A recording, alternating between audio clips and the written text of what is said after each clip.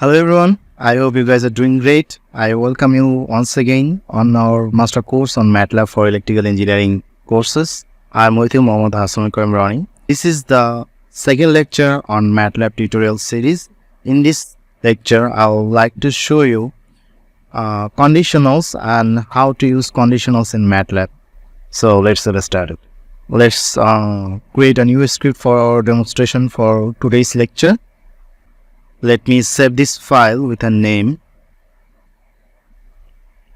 Okay, so I have saved the file with a name conditionalspractice.m. So remember, you need to put .m extension for Matlab script file. What do you mean by conditionals? If you want to put any logic for your program and you want to have some statements executed based on some logic, then you use conditionals. We have some major components that we use as conditionals like if else, nested if else, if else, and switch statements. So all of these components can be used to verify a logic, and based on that logic we can execute some statements. Let's try out one by one and see how we can implement these conditional components in Matlab. So let's first demonstrate the if else statements. For the demonstration we'll take an example. We'll try to find out the greatest of two values using if else. So let's see how we can do that. First of all, we'll take a variable number and we'll put a value here.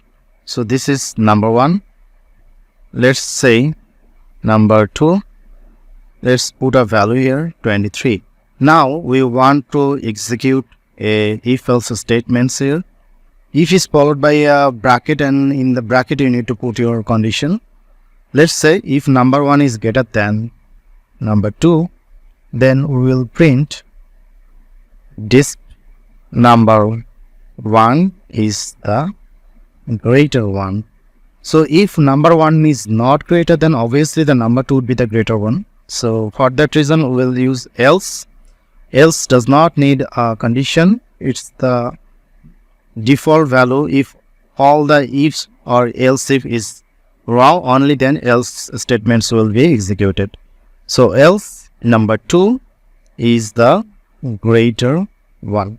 So with these simple lines of code, we can show how we can use if else. And if else is followed by an end statement. So let's run this program, and you can see our number 1 is 12, number 2 is 23. So obviously the number 2 is the greater one, and that's the result we got using this if else. So I hope you understand how if else could be used in Matlab. So let's demonstrate the second component of conditionals. We will now execute the second conditional component, that is the nested if else, and we'll try to find out the greatest of 3 elements. So let's take the element first. Let's say n1 is our first number. Let's put a value here. n2 is our second number. Let's put a value here also. And n3 is the third number. Let's put a value of 24. Okay. So now if we want to use nested if else, it means there will be an if else, and in between the if else there will be another if else.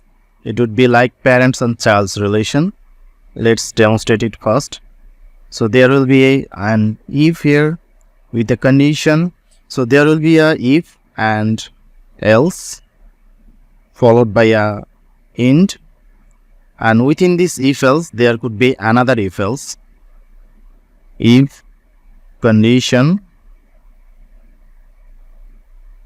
some statements, then else, then end.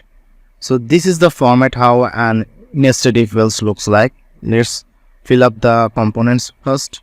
We want to compare between 3 numbers and find out which one is the greatest one. So let's say n1, if n1 is greater than n2, then we need to confirm one more thing. If n1 is also greater than n3, so n1 is also greater than n3, then we can drive a conclusion that n1 is greater than n2 and greater than n3. So that means n1 is the greatest one.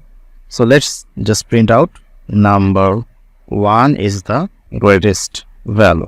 Okay, so if n1 is greater than n2 but not greater than n3, that means n3 will be the greatest. So let me copy this line and paste it here. So number 3 will be the greatest one.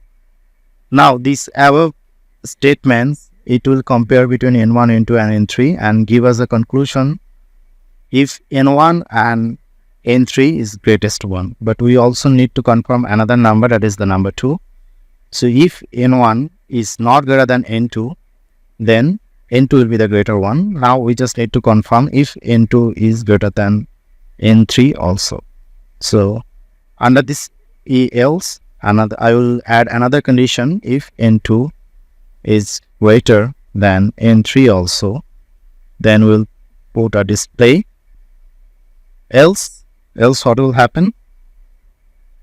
n2 is already greater than n1, and also if it is greater than n3, then n2 is greater. But if it is not greater than n3, that means n3 is greater. So for that reason, under else, for this if else, we also need to put an end here.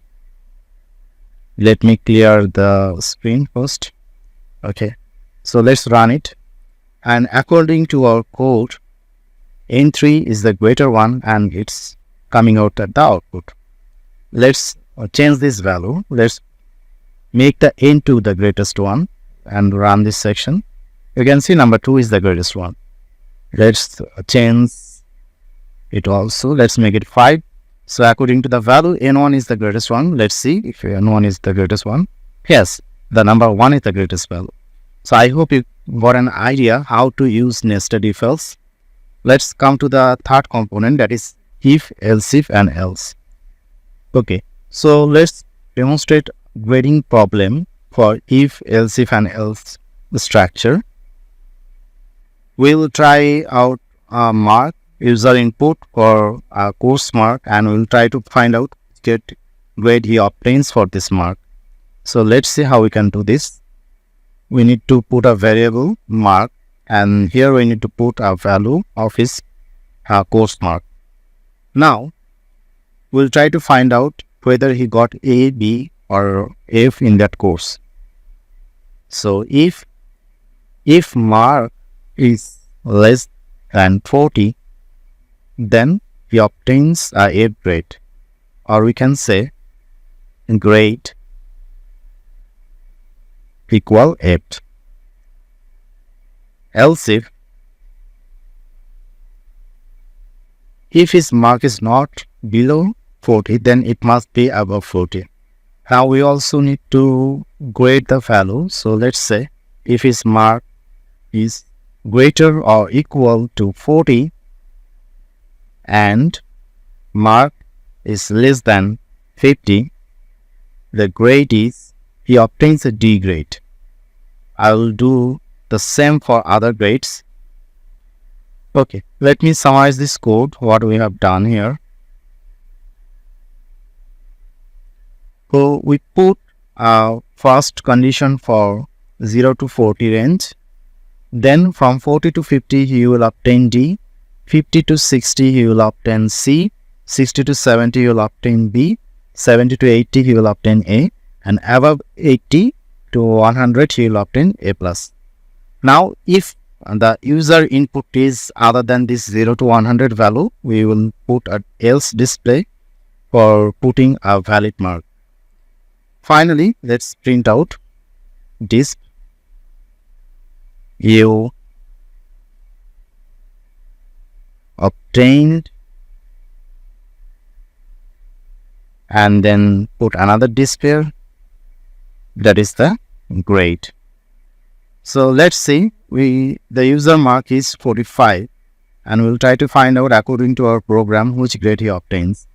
So according to the logic, 45 is in between these statements and he should get a D. So let's run this program. Yes, you obtained a D. Let's change this value to 75. So according to the logic, this is in between this range, so he should get a A. So you obtained A. Let's change this value to 100 and see if it gives a A plus. Okay, fine. Now let's put something else out of this range like 115. Let me run this program again. Sorry, this program, we have a bug here because this disk is printing all the time. For this grade, invalid grade, let's say it's invalid grade. Clear this screen first, CLC cleans the command window, then run this section. So enter a valid mark, you obtained invalid grade. So that's, I think, a great program to show for the if, else if and else structure. Just remember, you need to start with if, then there will be some else if, and finally else, and all this structure will end with an end. So that's how you use these three structures associated with if else. Then the final one, switch statements. So now I will demonstrate how to use switch statements. For this, we'll take an example. We'll try to take user input as a value, like 1 for poor experience, 2 for moderate experience, and 3 for great experience. And according to this value, we will try to print out something using switch case. So let's say first we will take user input using the input function into a rating variable. Okay, so now let's come to switch, type switch, then the variable name, then you need to put case 1. Case 1 is for poor experience, so we want to print like something. So let's keep it simple. So if his input is 1, we'll put something related to 1, that is poor experience. The next case is case 2. If we put something 2, we'll print. And finally, there will be a case named otherwise. In some other language, we can see this other, in place of otherwise, you use default. So in Matlab, we use otherwise. And finally, all these statements will close with a int. So that's it. This is how you use switch case. Let me run this. So our user input will be given in command window. Let's take the input. I am giving 1. So according to 1, this line should print out, and that's what happened. Sorry for your poor experience. Let me give it a clone here. Let me run it once again, and this time I will put a 2, that is for moderate experience. Yes, for 2 we are printing out. We will try to improve more. And let me run it again for the 3. Let me give it a 3 value. So thank you for your great experience. Come again. And finally, if your input does not fall under 1, 2, 3, then it will run the eggs. Otherwise, let's try that out. Let's put a invalid number like 5. So I haven't created a case for 5. Let's see what happens. So for 5, it's showing like enter a valid rating. I hope you got an idea how to use switch statements in Matlab.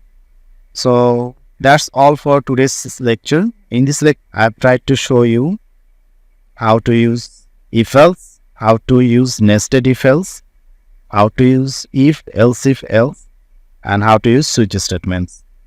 In the upcoming video, I'll try to cover the loop using for loop or while loop and stuff like that. So that's it for today. See you in the next lecture. Tada.